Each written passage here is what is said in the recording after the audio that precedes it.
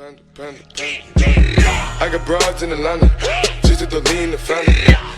What's up guys, welcome back to another video. In today's video, we are doing a voice over some Treasure Wars content because this video is surrounded around Treasure Wars and specifically how not to get bored of Treasure Wars on the Hive. I decided to make this video because I myself for a long time got kind of bored of Treasure Wars just because it's the same thing every single time. You start the game, you go to your generator, you listen to that annoying hum noise the whole time, then you get a sword and some blocks, you cover your treasure, go to your, it's the same thing every time, especially if you have a routine like I do. Therefore, it's really easy to get bored of the game, but this video is aimed at what you can do to not get bored of it as quickly. This first one is a little bit counterintuitive, it's a little bit obvious, but it's taking a break from the game. This could be taking a break from Minecraft altogether, or just taking a break from Treasure Wars and doing something like Skywars and survival games. This allows you to rejuvenate that spark within you to play Treasure Wars. It gets you excited the next time you hop on a Treasure Wars game, and it also breaks up that monotonous, doing the same thing every single time, especially if the only thing you play is Treasure Wars. However, if you don't want to take a break from Treasure Wars, let's say you're a Treasure Wars YouTuber and you need to record more Treasure Wars, or something like that, or you just really dislike all the other game modes, I would still recommend doing them just because then it'll make you realize how much more you like Treasure Wars.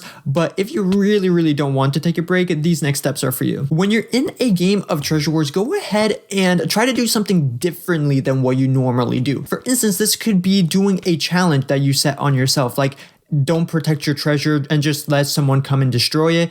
Playing without it, it could just make the game play out a little bit differently, and it'll make you play the game a little bit differently as well. Or you could do something where you avoid the spawn. You don't use any emeralds, and instead what you do is you circle around the map and you just go for everyone's base that way instead of going through the middle to everyone's base. Maybe you do something where you sneak up on everyone, you go around the base, you go around their base, you sneak and, try and make it fun. You know what I mean? Just switch it up. Don't do the same thing every single time.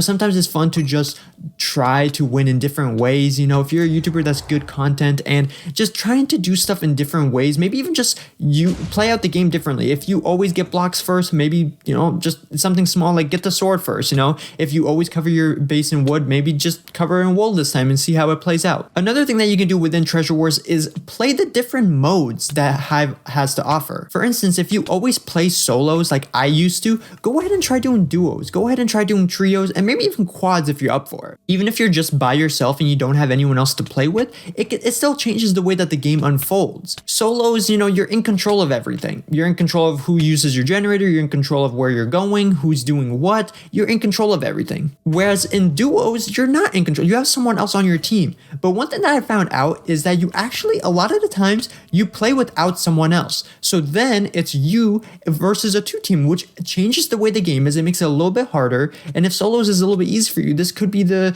solution for you, just play some duos and now you have two people to go up against on every team. And honestly, trios is probably the best game mode just because even if you're by yourself, what ends up happening in trios is you get two generators, you get two gold generators, and that basically makes the game go by so much faster because even if you have to share that generator with three other people, there's still two generators, it just makes the game go by so much faster. Trios allows for people to get chain armor faster. It allows for people to get geared. And honestly, going up against a three team, there's something about it, but it's just so much fun just because, at least for me, it's a very hard challenge and it just makes it so, it just changes the way I play the game. For instance, when I do something like trios, for instance, I try and get iron armor as quickly as possible, whereas in solos, I don't. I usually just go get chain and then I go for everyone's base and try and kill them. But in trios, it makes it so I want that iron armor. I'm going up against really good people.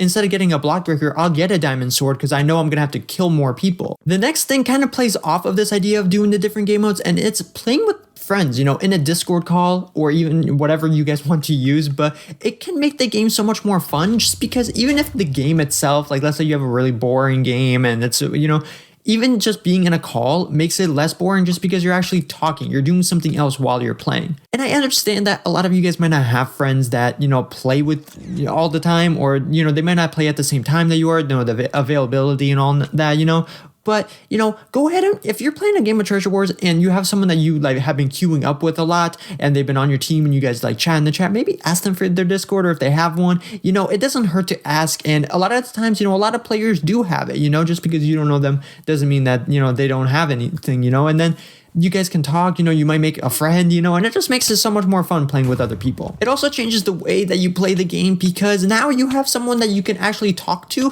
you know, and that makes it so you guys can strategize, you know, you guys can do different things, and it just makes it so you guys are on the same page, you know, it's so much fun playing with other people. Go ahead, and if you don't have anyone to play with, try and find some people, and if not, you know, just go ahead and maybe ask some people in the chat, see if you get some responses. The background gameplay of this video has been a lot of solos, duos, and trios. I'm going to try and put all of them in there, if that makes sense. I don't know if this video is long enough to put 3 different Treasure Wars games together, but I'll go ahead and try just so you guys in the background have an idea of how the games play out differently. I know myself, you know, I'm definitely gonna do a lot more duos and trios just because it's so much more fun, and it honestly just changes it up a little bit. If you look at someone like Gamerboy80, for instance, who's really known for Treasure Wars, he doesn't just do solos. Honestly, he does a lot of duos and trios, and sometimes he even does some quads, and it's because, you know, he himself has to not get bored of the game, but it also makes it so that the audience doesn't see the same thing over and over and over again. And there you go, guys. That is my, I guess I said 4 techniques that you guys can use to not get bored of Hive Treasure Wars. I appreciate each and every one of you guys taking the time to watch this video. If you guys enjoyed it, make sure to leave a like down below,